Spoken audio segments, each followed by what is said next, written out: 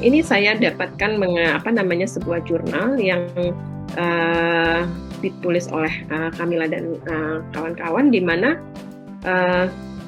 dalam kondisi ibu sehat, ya, si ibu hamil ini sehat, itu sangat penting menjaga yang namanya mikrobiota di usus, ya. Dalam kondisi sehat, kan kita tadi bicara kalau diare harus gimana. Tapi saya juga menyarankan supaya kita memitigasi untuk terjadinya diare. Kita menjaga kesehatan. Karena kalau misalnya bicara imunitas tubuh, ya, kita punya barrier. Kalau dari luar kita punya yang namanya kulit, ya. Bayangkan kalau kita tidak ada kulitnya, apa aja bisa nempel. Nah, barrier kita untuk perisai kita di dalam tubuh kita punya yang namanya usus, ya, yang juga akan mempengaruhi kondisi imunitas tubuh kita, itu di usus kita, ya. Itu sangat penting untuk menjaga kesehatannya. Bagaimana untuk tetap sehat, ya?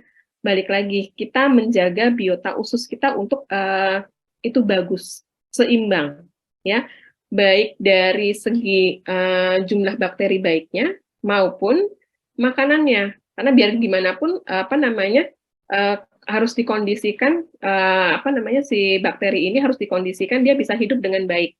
Nah, balik lagi, hidup dengan baiknya dengan cara apa? Nah, kita mengkonsumsi makanan-makanan juga sumber prebiotik. Kita ngambilnya dari mana nih?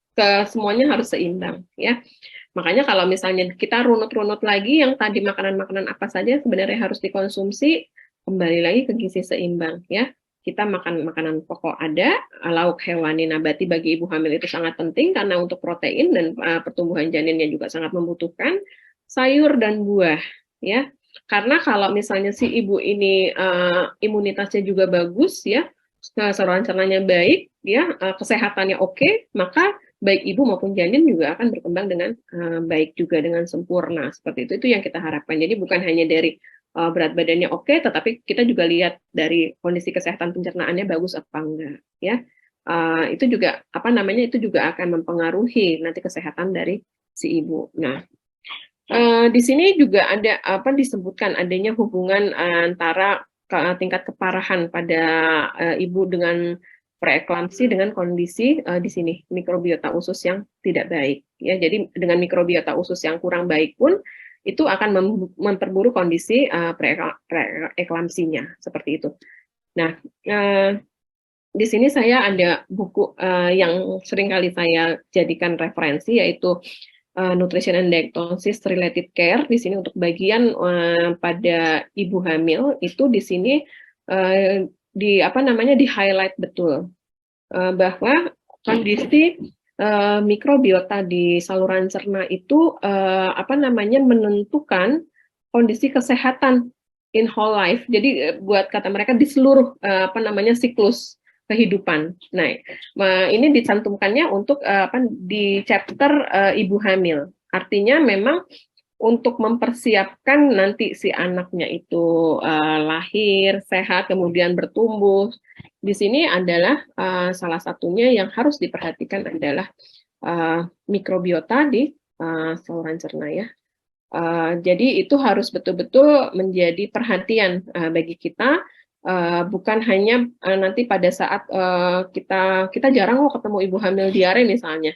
Tetapi ini juga kita perhatikan betul untuk ibu-ibu hamil yang sehat, ya. Jangan sampai itu terjadi, dan bagaimana si ibu hamil ini bisa bisa menjaga kesehatan saluran cernanya selama dia hamil, kemudian pada saat sudah anaknya lahir, ya. Nah, jadi memang di sini disebutkannya important for lifelong health, ya. Jadi memang menjaga establishnya itu harus sepanjang hidup, ya. Jadi itu terpakai terpakai terus sampai di siklus hidup yang manapun, begitu, ya. Ya, balik lagi tadi, ya, salah satu barrier untuk kita menghindari penyakit salah satunya adalah di usus kita.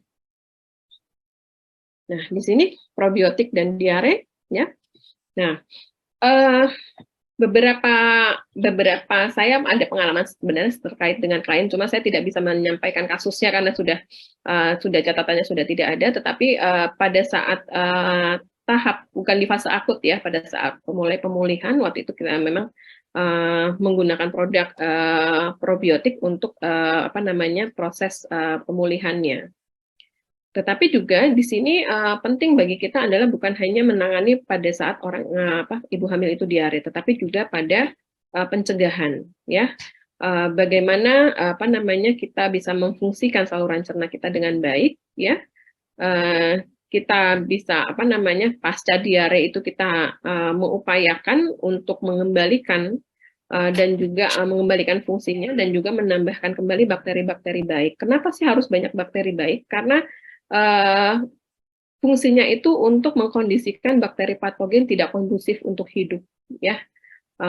Kalau ada orang diare berulang atau terlalu sensitif, misalnya bisa jadi salah satunya adalah memang bakteri patogennya lebih menang di saluran cernanya, ya, dibandingkan dengan bakteri yang baiknya.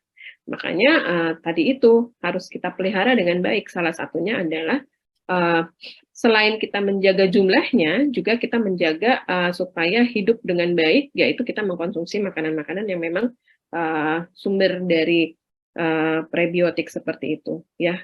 Jadi buah-buahan, sayur-sayuran itu harus secara rutin kita konsumsi, ya. Apa namanya, berapa banyak, ya, berapa sering, ya. Jadi kalau bisa, apalagi kita seorang tenaga gizi harus jadi role model, ya. Mengkonsumsi sayuran itu jangan pada saat kita makan gado-gado aja misalnya, atau makan pecel aja kita makan sayurnya, tetapi juga semua kalau kita di rumah sakit, ya, kalau kita makanan pasien kan pasti ada sayurnya, ya, itu juga makanan kita harus seperti itu, ya. Nah, itu supaya nanti jumlah dari bakteri yang sudah kita jaga jumlahnya itu tetap terjaga, ya. Jadi bakteri patogen bisa apa namanya tidak bertahan hidup, ya, karena dia tidak kondusif di usus kita untuk hidup begitu.